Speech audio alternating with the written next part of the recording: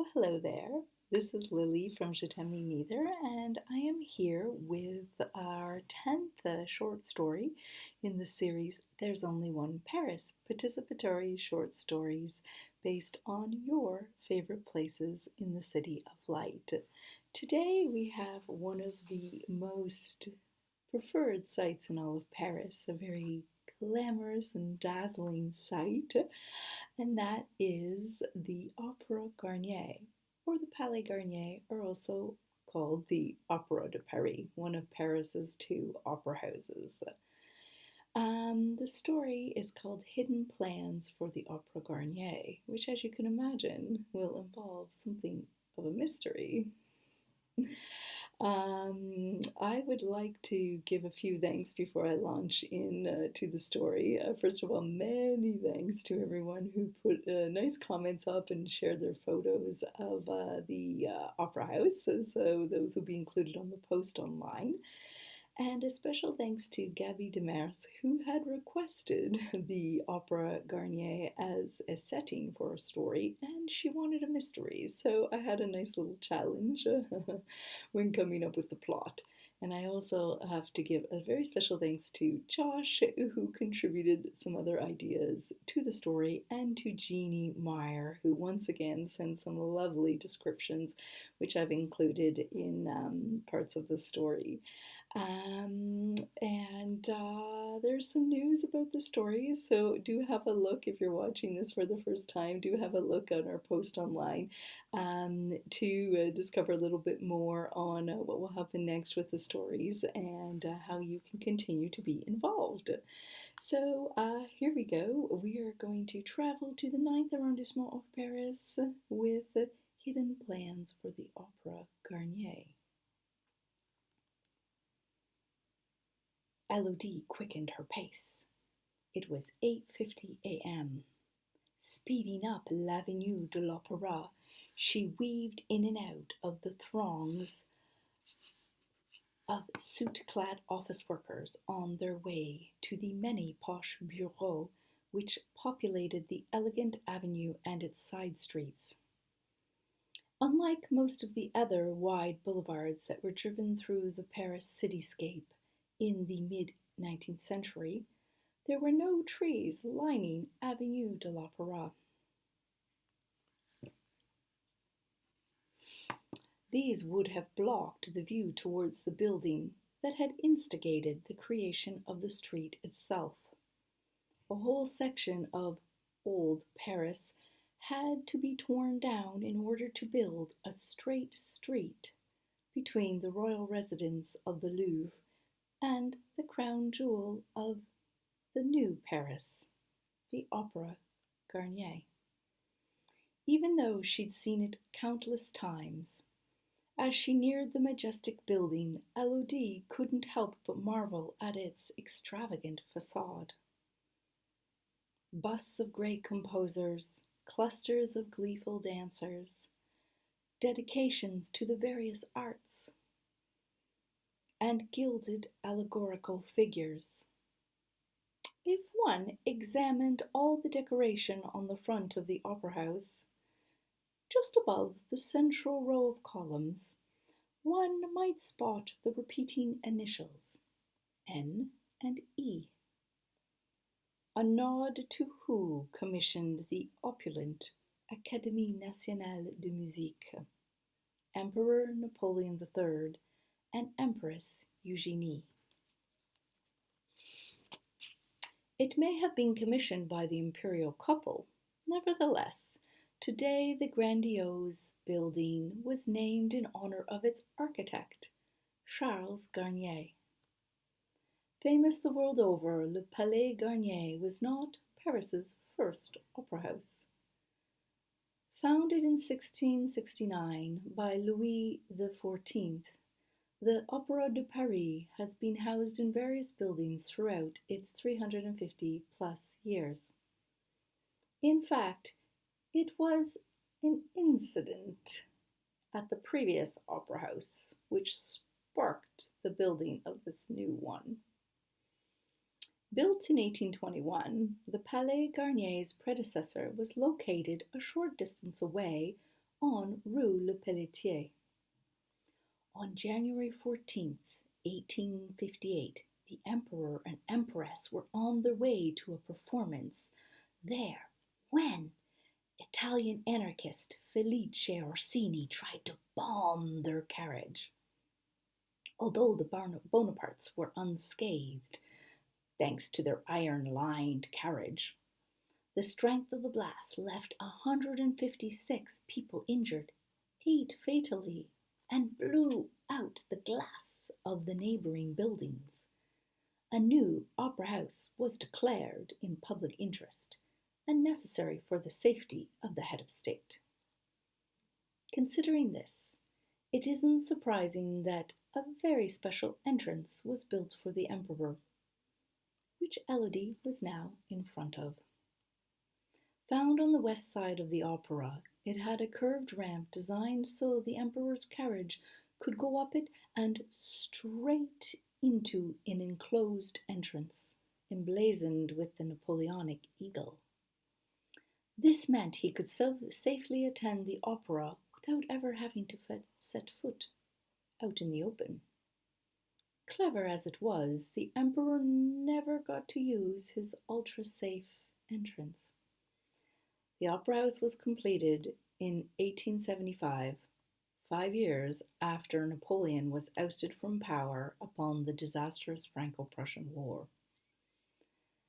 Elodie's destination was found just above the emperor's designated entrance. But to get there, she took a side door to the left of the main entrance, flashing a card at the security guard.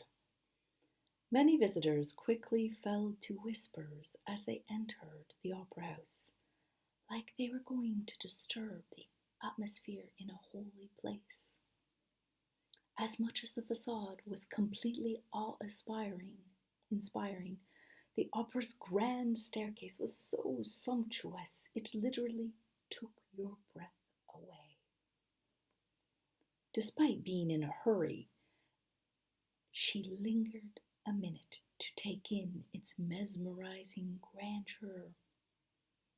It was the first time Elodie could access the opera house since the lockdown, and the pandemic had made her appreciate its intricate details that much more. She slowly ascended the regal staircase. She marveled at its architectural accents and the number of columns and balconies, as well as the use of gold ornamentation and candelabras. These were the perfect examples of the excess used in the design. These features also spoke volumes about the expectations of the emperor, his desire to be noticed, and to be remembered for what he did for Paris and his noble subjects. She gazed up at the meticulously painted ceiling overhead, complete with soaring angels. She could only imagine what it might have been like to saunter up this staircase, wearing a magnificent dress, furs and jewels, as she suspected only the very wealthy could do. It was the place to be and be seen in the time period in which it was built. For some reason, some stairs were, and currently are, built to really attract attention. Not only attention to detail, but attention to the specific people ascending or descending them. An attention grabber, if you will. Garnier's staircase reminded Elodie of another one that became well known, the one built into the Titanic. It was also a grand staircase and was meant to be a design centerpiece of architectural meaning on that ill-fated vessel, as ill-fated as Napoleon III's military campaign against Prussia. It was 9:05 when Elodie pushed open the doors to her final destination, the opera's library museum, home to 600,000 documents from programs to partitions. Since commencing her PhD in architecture, Elodie had gotten to know its collections extremely well. Perhaps too well. In fact, the day before the lockdown was announced, she'd come across a very curious exchange of letters, a chain of correspondence between Charles Garnier and a certain Monsieur Blanc. Since the quarantine had prevented Elodie from coming to the library in person, she'd done some digging around online to find who this Monsieur Blanc could have been. It turned out that the cost of the opera house was much greater than anticipated. It became the most expensive building constructed during its time in Paris, costing the equivalent of a whopping 313 million euros. One of the reasons for this towering expense stemmed from the fact that the plot of land chosen for the colossal building was very wet. And despite months spent trying to pump out the water, a large cistern had to be built, resulting in the legendary lake, which was still found at its depths. At the fall of Napoleon III, the building wasn't complete, but was well underway. As the French coffers had been drained from the costly war and subsequent repatriations to Germany, there were not enough state funds to finish the opera house. Therefore, the government of the Third Republic borrowed 4.9 million gold francs from François Blanc, a wealthy financier and real estate promoter. The letters Elodie had discovered just before the lockdown clearly showed the growing professional relationship between Blanc and Garnier, who would later be commissioned to design a concert hall for Blanc's Casino of Monte Carlo. This building would later become the official opera house of the Côte d'Azur Principality. One specific letter caught Elodie's attention. Although it wasn't plainly spelled out, it seemed to make reference to a special request Blanc had made to Garnier. Something that would remain just between the two of them. A secret passageway. And Elodie was determined to find it.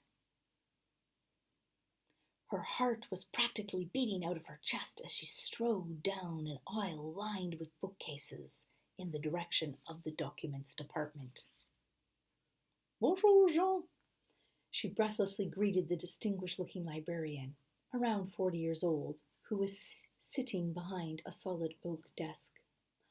Ah, bonjour, Elodie. So nice to see you, he said, his face lighting up when he lifted his eyes from his copy of Opera magazine and saw who was there. Jean, let's catch up over a coffee later, said Elodie, knowing he would want to chat since it had been months since they'd last seen each other. However, she couldn't make it through small talk right now. She was too excited. But first, I urgently need to see Garnier's various plans for the opera house, especially the final ones he did, and any that show close-up details or potential last-minute modifications. Sure thing, Jean acquiesced. I'll be back in a jiffy. 5 minutes later, he returned bearing a collection of large file folders. Now, I know you don't need reminding, but please make sure you don't get any dirt or dust on them, he duly added as he slowly set down the precious documents on one of the large examination tables. Of course, Elodie said. She knew the drill by now. Setting her purse down on a chair, she removed a small pouch containing a pristine pair of white archival gloves. which she daintily put on. Despite bubbling over with excitement, she carefully opened the first folder and went about scrutinizing the plans for any clues to the whereabouts of the secret passageway. Hungry? Asked Jean, smiling down at Elodie. Huh? She said, completely lost in her plans. It's almost 2 p.m., he informed her. Oh my, she exclaimed. She'd been so concentrated on her quest that she hadn't noticed the hours flying by. Jean could tell she was a little hesitant.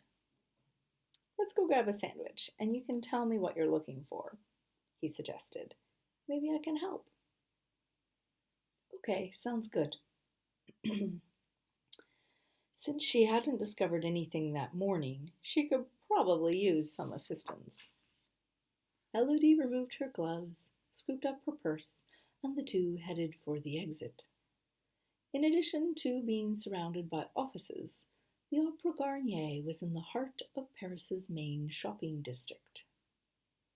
This meant there were a lot of chain eateries in the area. However, Jean knew where there was a hidden local bakery.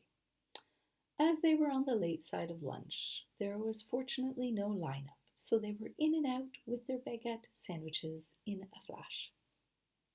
Shall we go to the Palais Royal with these? Proposed Jean. If you don't mind, perhaps we could just sit on the steps, said Elodie anxiously. I really want to get to the bottom of this mystery as soon as possible. Sure, no problem, he replied somewhat reluctantly. Oh, don't worry, Jean, said Elodie, knowing very well Jean's strong dislike for anything dusty or dirty. I have one of those free newspapers they give out in the subway. We can sit on it. His furrowed brow relaxed, and they found a place on the steps far enough away from the few others who'd had the same idea as Elodie. In between bites, Elodie spilled the beans on what she had discovered. Well, there are a few official secret passages, like the narrow one that goes from the lake all the way up to the 4th floor, started Jean. But it really isn't out of the question that there are others. I scoured all the old plans this morning and I didn't find any clues, said Elodie, frustrated. If there's anyone who might actually have noticed something suspicious, it's Michel, stated Jean. Michel? Michel, the old custodian, he clarified. He knows the building like the back of his hand. He's been working here forever. Well, okay. He hasn't quite been here since the opera opened, but for at least 40 years. He must be up for retirement soon. It wouldn't hurt to ask, said Elodie. Okay, I'll help you find him. Then I really need to get back to work, said Jean, looking at his watch. After finishing up their sandwiches, they went on the hunt for Michel. They started by roaming the various foyers. Not one detail of the opulent interiors had been overlooked by Garnier and his troupe of gifted artists and artisans. These were decked out in sculptures, paintings, crystal, mirrors, and gold in every form. Gold paint, gold gilding, and gold candelabras. Gold always denoted wealth and/or power and importance. The global effect made you feel like you were at a miniature Versailles. But here you were at the royal court of Napoleon III and not that of Louis XIV. Beautiful as these foyers were, there was no Michel. They checked the more intimate Rotonde du Glacier and the Rotonde des Abonnés, vestibules for the public. No Michel. They even popped into the Salon Florence Gould, named in honor of the famous American philanthropist. Still no Michel. This left them with the maze of storage and rehearsal rooms found behind the scene. But these would be a nightmare to search through. Or the building's largest room, its vast 200-seat auditorium. They opted to start with this. Jean heaved open the large door, and the pair were suddenly enveloped by warm golds and sensual reds, the latter chosen to accentuate the beauty of the members of the audience. Overhead was Marc Chagall's whimsical ode to opera, featuring 14 scenes from the works of Mozart, Stravinsky, Bizet, Verdi, Beethoven, and other musical masterminds. Michel!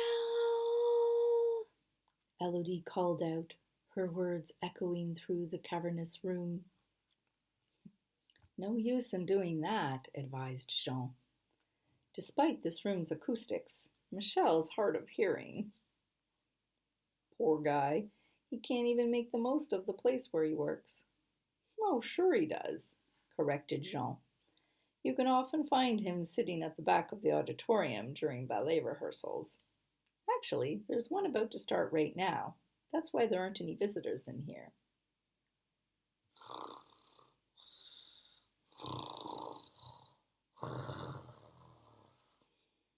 Hey, what's that? Asked Elodie.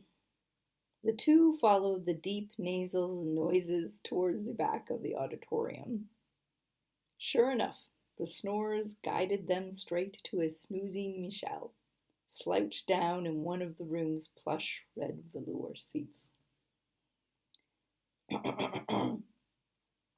Jean cleared his throat loudly, but this had no effect on the sleepy Michel. Jean and Elodie looked at each other. Jean was too polite. Elodie would have to take matters into her own hands. She shooed Jean out of Michel's line of sight. From her pocket, she removed the crumpled receipt from her lunchtime sandwich. Standing behind Michel, she leaned over and tickled his nose with the receipt, then jumped backwards. Prudish Jean put his hand over his eyes.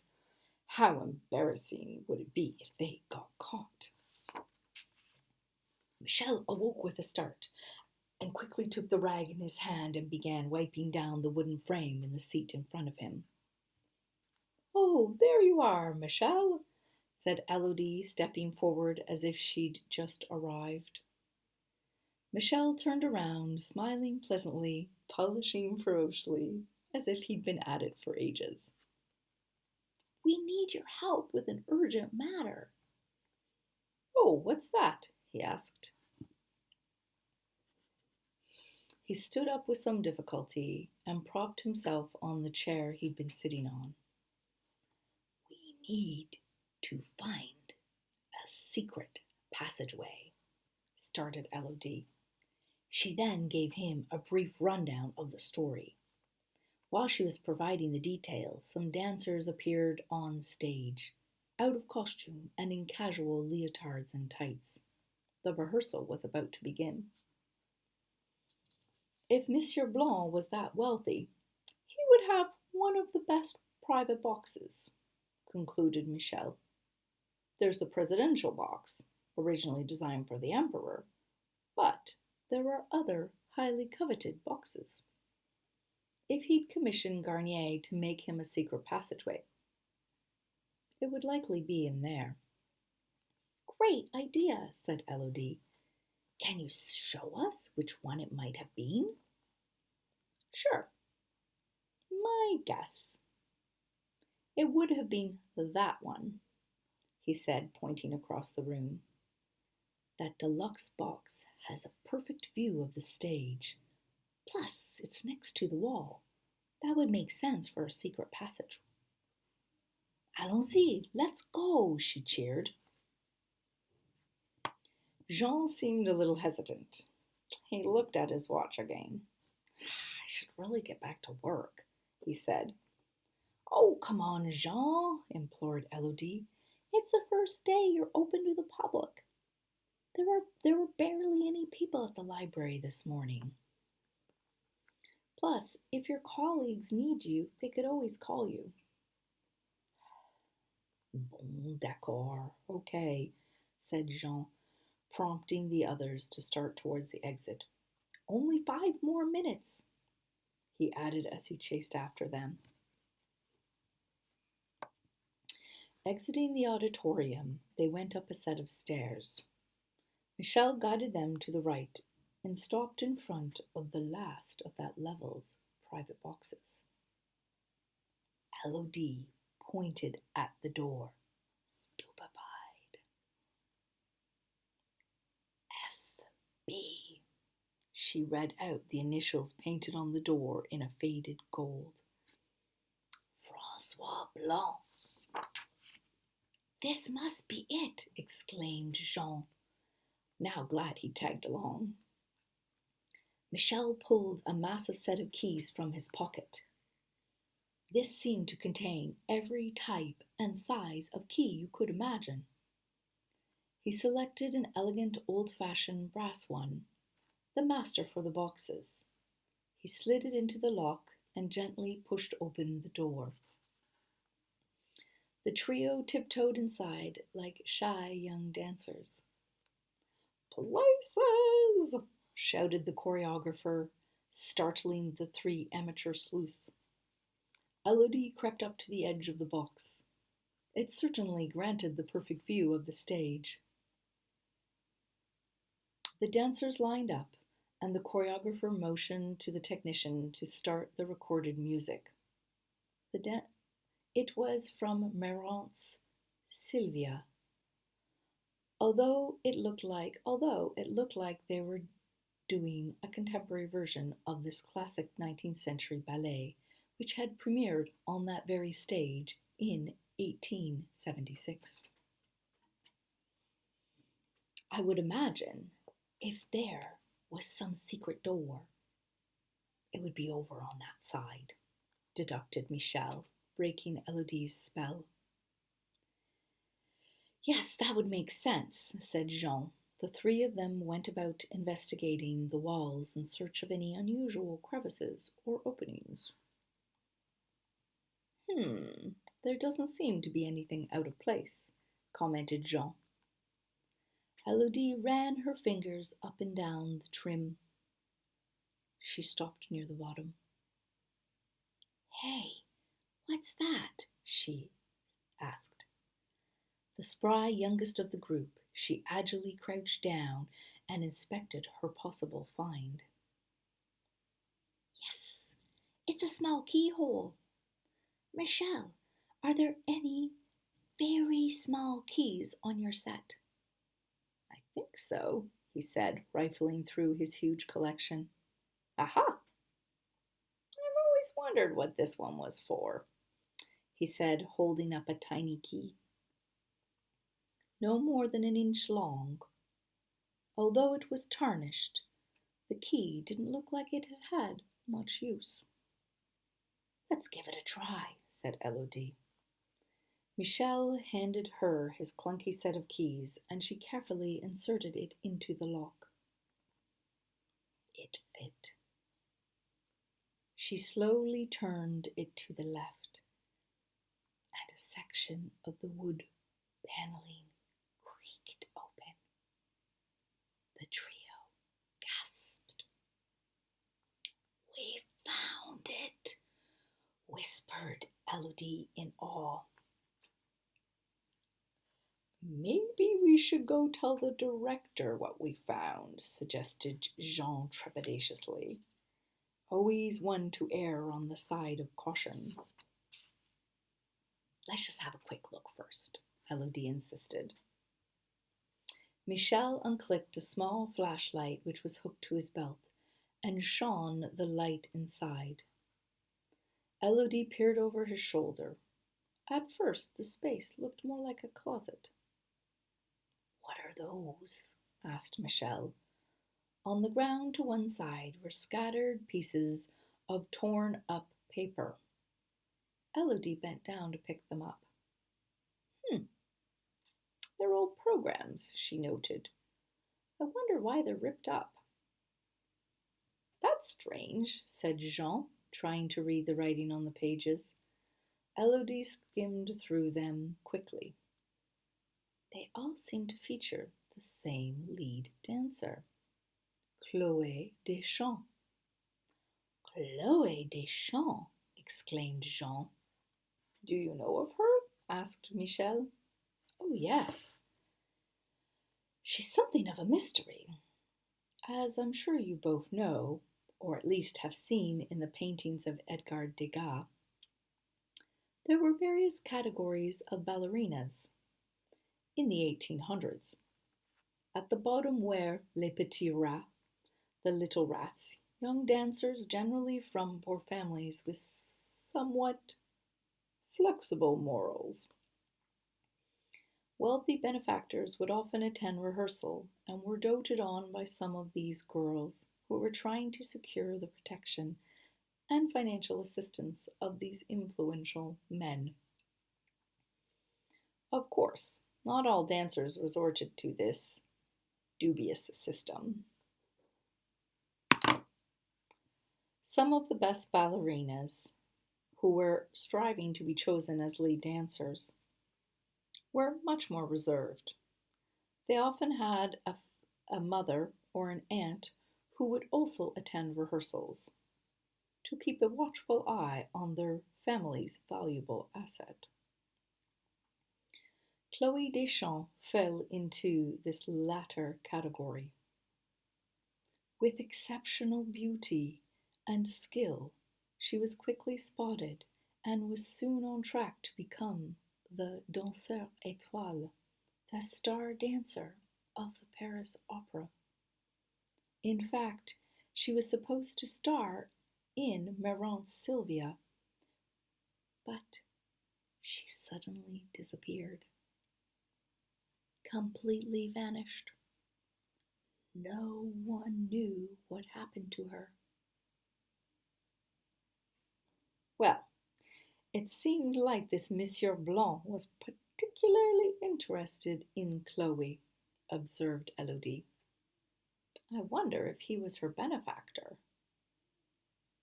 Or maybe he was trying to woo her, hence the passageway, suggested Michel. Elodie and Jean looked over at the custodian, surprised at his interest in the affair. He shone the light around the secret alcove. His flashlight stopped on the ground. Elodie, is that a lever down there? She set the programs down on one of the box's velour chairs and got down on her hands and knees. She worked her fingers around the edge of the board Michel was referring to. Aha! She proclaimed as her fingers slid under a recess. She pulled the boards, which easily came up in one grouping. Ah, a trap door. Michel leaned over and shone his light down.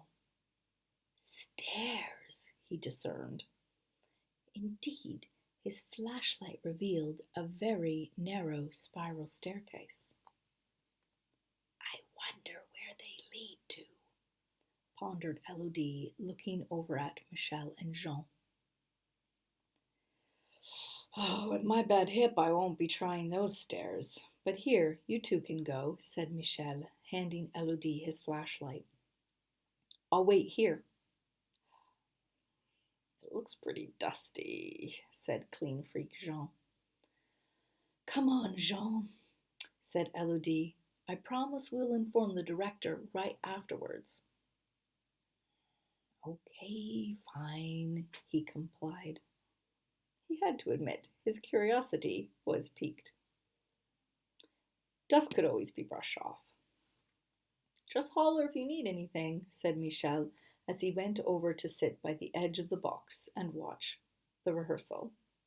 a renewed spring in his step as he returned to what he had obviously intended to spend part of his afternoon doing. His passion for dance made Elodie wonder if Michel had been a dancer in his youth, a petit rat himself. Elodie turned towards the steps and carefully descended them one by one, Jean closely behind, shining down the light. The stairs seemed to go down about the equivalent of 2 stories, then stopped on a small landing. Here there was another door. The words loge was written on it. The dressing rooms, said Jean. Just what I thought. Benefactors were allowed to attend rehearsals. However, visiting a prima ballerina in her dressing room was a very high privilege and not an easy one to obtain. Look, more torn up bits of paper, said Elodie, crouching down to pick them up. It seems like there are 2 types of paper. Here, I'll give you the beige ones, and I'll keep the light pink ones. Then we can try to figure out what they are.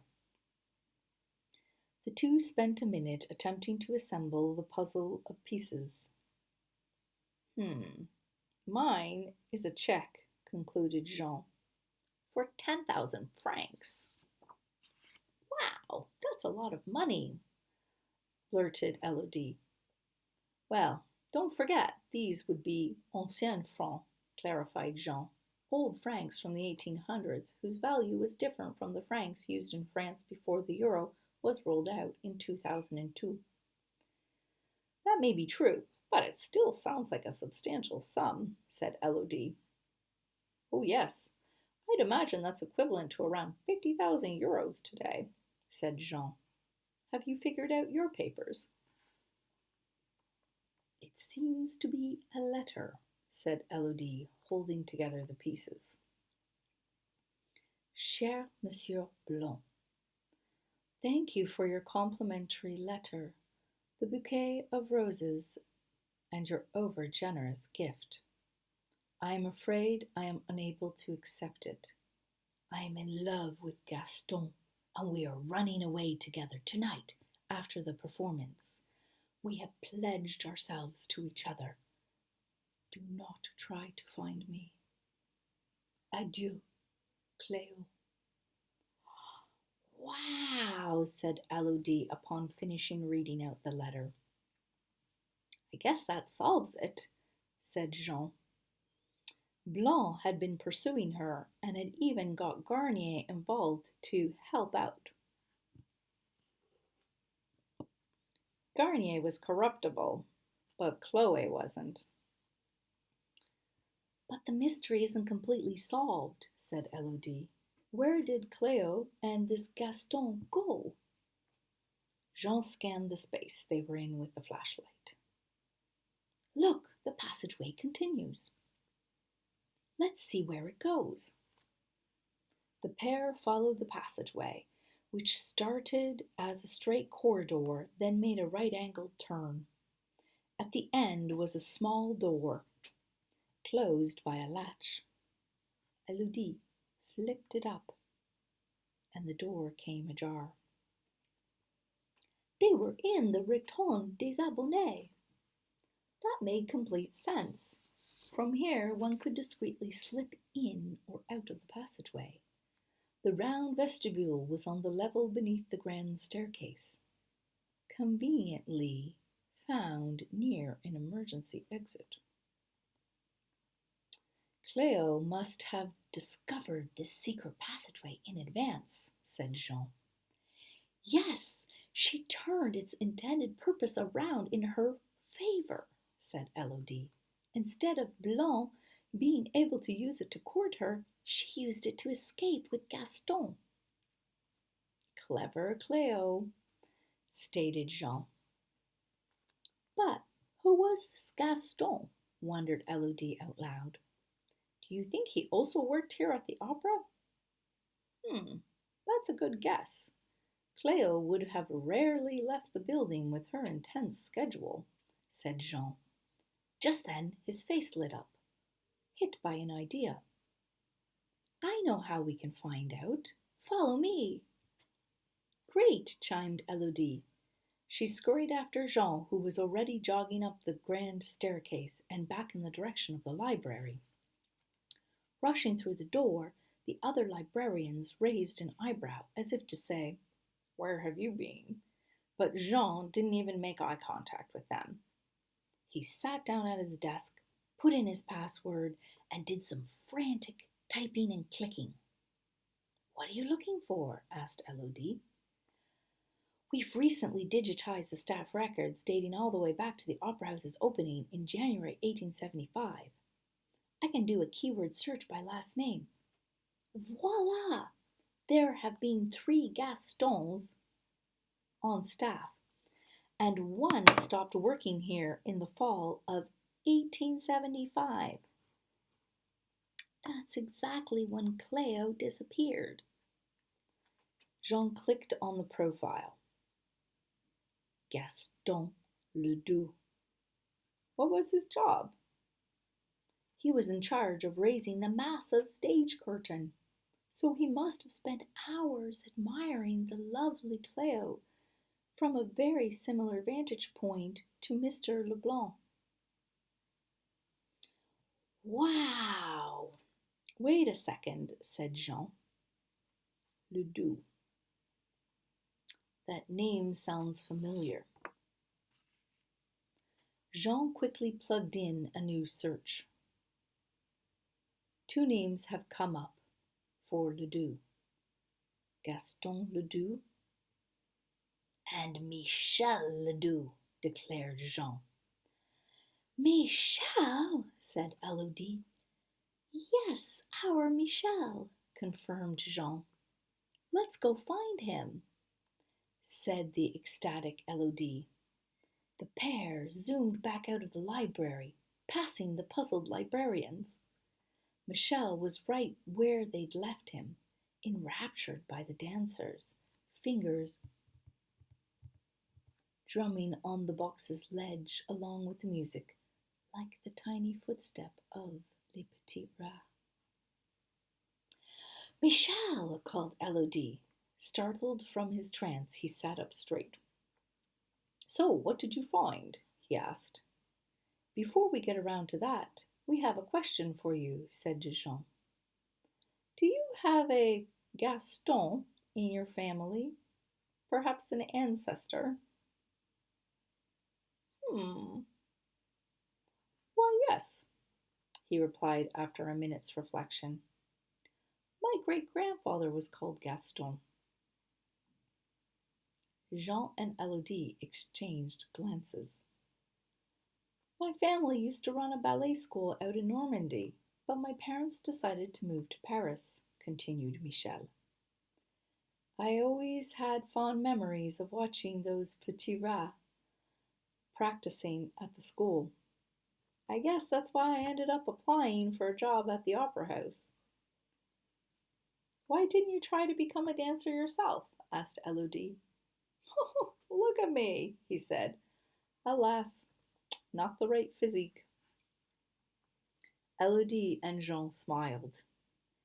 Despite his sturdy size, dance flowed in Michel's genes nonetheless.